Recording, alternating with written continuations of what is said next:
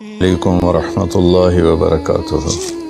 تو پہلے 10 دن ختم ہو گئے، جس کو کہ میرے نبی نے کہا کہ پہلا عشرہ رحمت کا ہوتا ہے، اللہ تعالیٰ کی رحمت کے دروازے کھلتے ہیں، آؤ بھائی مانگ لو، لے لو، جتنا چاہیے آ جاؤ۔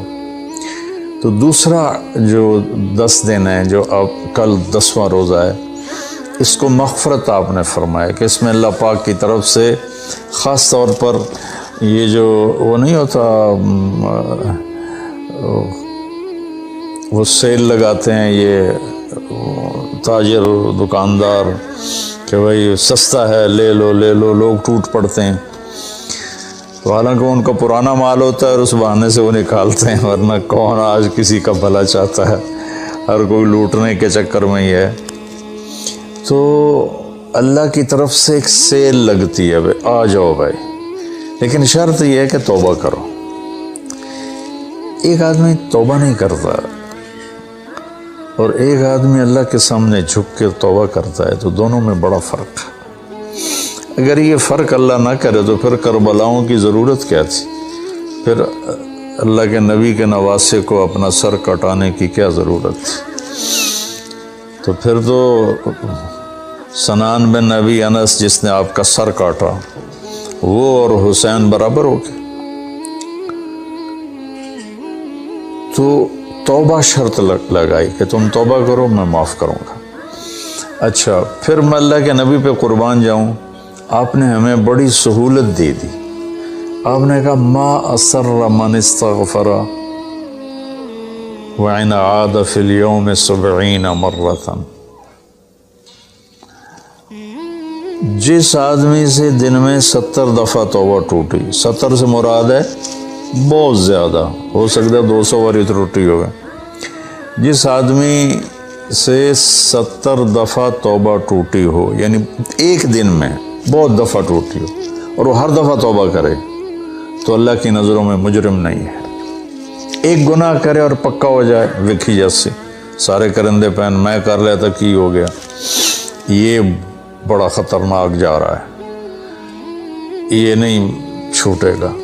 لیکن جو گناہ کر کے روتا ہے، ایک آدمی میرے پاس آیا، 2-3 دفعہ آیا، پھر تو ملاقات نہیں رہی، شراب کی عادت تھی، تو اتنے صدمے اور افسوس کے ساتھ مجھ سے کہتا میرے لیے دعا کریں، مجھ سے شراب چھوٹتی نہیں۔ اور ایک دن تو اتنا رویا اس کی چیخیں نکل گئیں۔ تو اس کا معاملہ بہت آسان ہے، اور اگر کوئی توبہ پہ پکا ہو جائے، یہ تو وہ ہے کہ توبہ کرتا ہے، توڑتا ہے، کرتا ہے، توڑتا ہے، پھر کرتا ہے، پھر کرتا ہے، پھر کرتا ہے۔ ایک دفعہ جاوید چودھری صاحب مجھ سے کہنے لگے کہ آپ تو لوگوں کو گناہوں پہ دلیر بنا رہے ہیں، آپ کا نوکر اگر 3-4 دفعہ غلطی کرے آپ اسے رکھیں گے؟ میں نے کہا چودھری صاحب آپ نے طارق جمیل اور خدا کو ایک بنا دیا۔ میرا تو بیٹا بھی میرے ساتھ جو سلوک کرے گا تو میں کہوں گا میرا پتر اے راہ پیا تے اے زمین پئی تے چھٹی کرو۔ تو میں تو اپنے بیٹے سے گزارا نہیں کروں گا، اس کو فارغ کر دوں گا، تو وہ تو نوکر تو بڑے دور کی بات ہے، وہ اللہ ہے جس کی رحمت، اس نے خود رحمتی وسعت کل شیء، کہتا میری رحمت نے ہر چیز کو گھیرے میں لیا ہوا ہے۔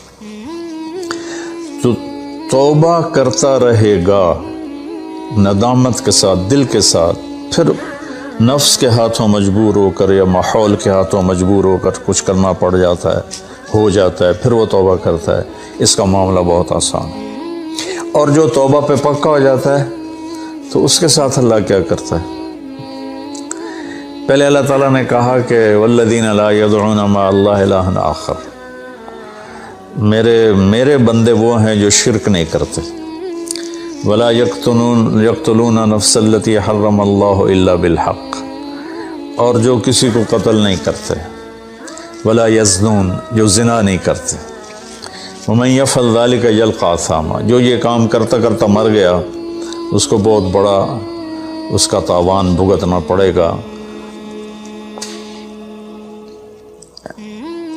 یضاعف له العذاب ویخلد فیہ مہانا، فیہا ہے، ہاں یضاف لہ العذاب یوم القیامہ ویخلد فیہ مہانا، کہ اگر یہ کام کرتا ہوا ایک آدمی مر جاتا ہے، جیسے قبائلی دشمنیوں میں مارے جا رہے ہیں اور ان میں قاتل 100 آدمیوں کا قاتل ہے، اپنی موت مر جاتا ہے، تو کہا اس کی تو خیر نہیں ہے، لیکن 100 کا قاتل توبہ کر لے، زنا کرنے والا توبہ کر لے، کفر کرنے والا توبہ کر لے، تو اللہ تعالیٰ فرماتا ہے کہ الا من تاب وآمن وعمل عملا صالحا فاولئک یبدل اللہ سیئاتہم حسنات۔ پھر میں کیا کرتا ہوں کہ اس نے جو توبہ پکی کر لیتا ہے، پکی، تو میں کیا کرتا ہوں، اس نے زندگی میں جتنے گناہ کیے ہوتے ہیں وہ مٹا کے نیکیاں لکھ دیتا ہوں، ہر گناہ کے بدلے ایک نیکی لکھ دیتا ہوں۔ ایک دفعہ نعیم بٹ صاحب میرے بڑے پیارے بھائی ہیں، دوست ہیں، کہنے لگے مولانا صاحب میری نیکیاں آپ سے زیادہ ہیں۔ میں نے کہا جی میں تو کوئی دعویٰ نہیں کی تبھی میریاں زیادہ۔ کہا نہیں، میں لاجک دیتا ہوں۔ کہا ہم نے اتنے گناہ کیے ہیں کہ جس کی حد کوئی نہیں، شوبز کی دنیا میں تھے وہ، تو اب میں نے کر لی پکی توبہ، تو آپ کی نیکیاں اتنے نہیں جتنے میرے گناہ ہیں، وہ سارے لکھے گئے نیکیوں میں، تو میری نیکیاں آپ سے بڑھ گئی۔ میں نے کہا بڑی زبردست آپ نے لاجک دی ہے، بالکل ٹھیک ہے، اللہ پاک جس کو جتنا چاہتا ہے دیتا ہے۔ تو توبہ پر اللہ تبارک و تعالی ہر شے معاف کر دیتا۔ یہ مہینہ مغفرت کا ہے، بخشش کا۔ یہ مطلب نہیں کہ بھائی ڈنڈے بھی مارتے رہو اور اللہ بخشش کر دے گا۔ اللہ تعالیٰ جس کو چاہے معاف کر دے، اللہ کی رحمت کسی شے کی حقوق العباد معاف کر دے، حقوق اللہ معاف کر دے، اللہ کو کسی چیز کی کوئی رکاوٹ نہیں ہے، لیکن اس کا قانون ہے ان رحمت اللہ قریب من المحسنین، میری رحمت ان لوگوں کے قریب ہے جو عمل کو خوبصورت بنا کے پیش کرتے ہیں اس کی بارگاہ۔ تو ایک صحابی جنہوں نے حضرت حمزہ کو قتل کیا، حضرت حمزہ رضی اللہ تعالیٰ عنہ علیہ السلام، وحشی رضی اللہ تعالیٰ عنہ، اللہ کے نبی نے مکہ فتح کیا تو ان کے قتل کا حکم دے دیا کہ جہاں ملے قتل کر دو، تو وہ بھاگ گئے طائف۔ ان کو کسی نے کہا جو آ کے کلمہ پڑھ لینا اس کو معاف کر دیتے، اور جو آ کے معافی مانگے اس کو معاف کر دیتے۔ تو کہنے لگے میں نے منہ چھپایا اور چپ کے راستوں سے مدینے پہنچا۔ اللہ کے نبی مسجد میں ایسے اپنے دھیان میں بیٹھے تھے، میں نے کہا اشہد ان لا الہ الا اللہ واشہد انک رسول اللہ، سب ایسے ہوئے، تو ان کا چہرے سے کپڑا ہٹایا، تو کہنے لگا مجھے امن چاہیے، میں امن کا طلبگار ہوں۔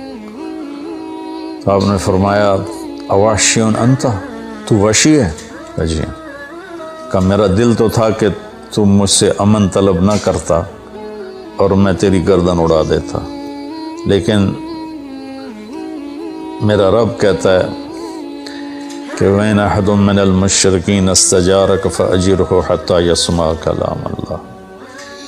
اگر کوئی آ کر مشرک آپ سے پناہ چاہتا ہے تو اس کو آپ پناہ دیں، تو تجھے پناہ ہے، کچھ نہیں، بول بیٹھ۔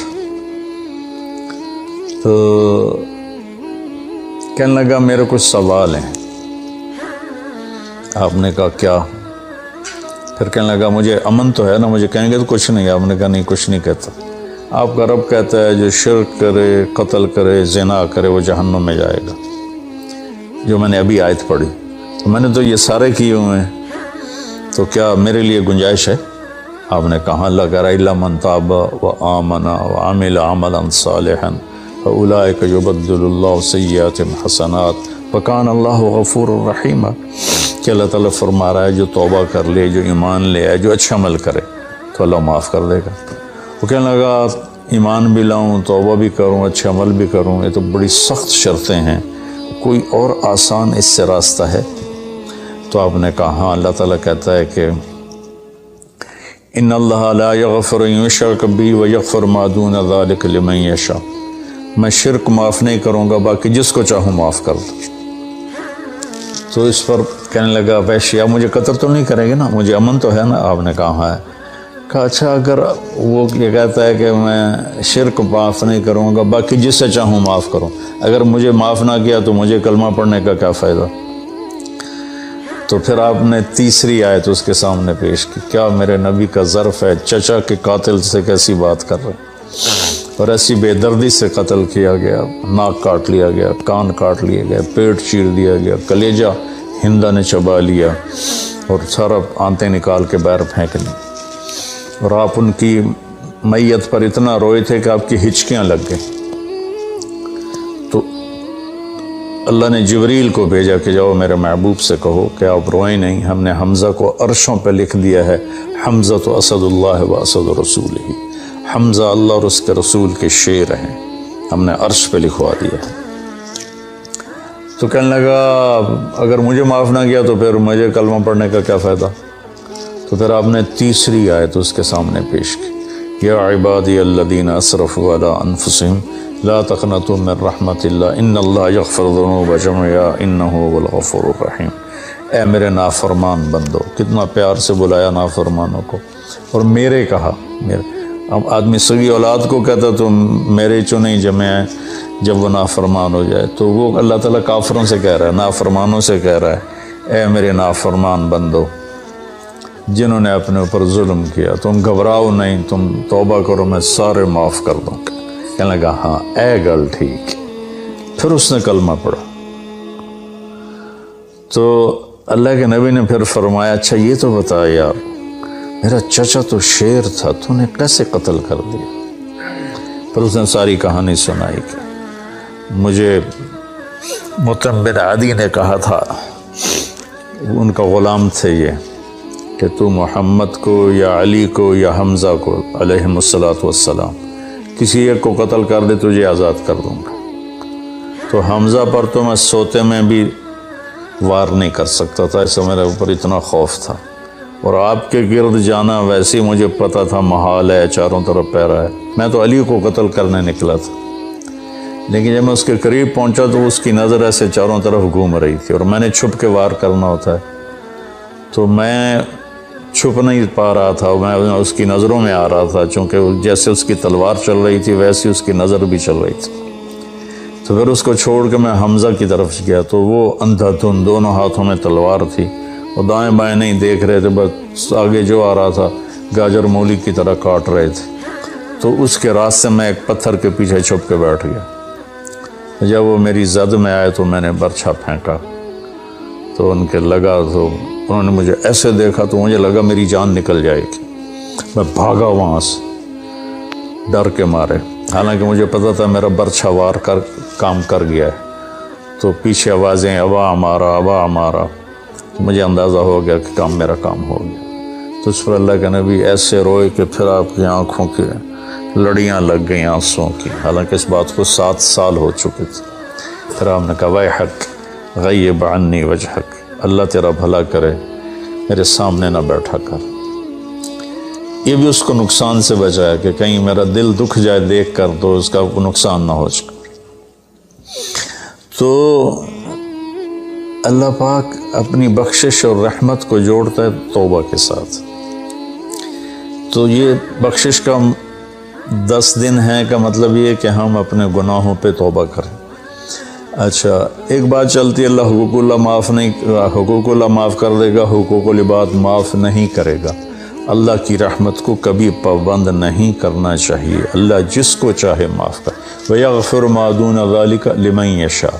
ہاں حقوق العباد کی عدالت بڑی سخت ہے، حقوق اللہ کی عدالت نرم ہے، حقوق العباد کی عدالت سخت ہے، اس میں وہ بندہ بھی انوالو ہوگا جو مظلوم ہے، تو وہ پتہ نہیں معاف کرے نہ کرے، لیکن اللہ اس کو اپنی طرف سے دے کر اور اسے معاف کر دے، یہ اللہ کو قدرت۔ ایک آدمی نے 99 قتل کیے بنی اسرائیل میں، اللہ کے نبی نے فرمایا، اور سارے ظلم کے قتل تھے، ناحق۔ ایک قتل کرو تو قرآن میں بھی پڑھ کے سنایا کہ جہنم کی آگ ہے۔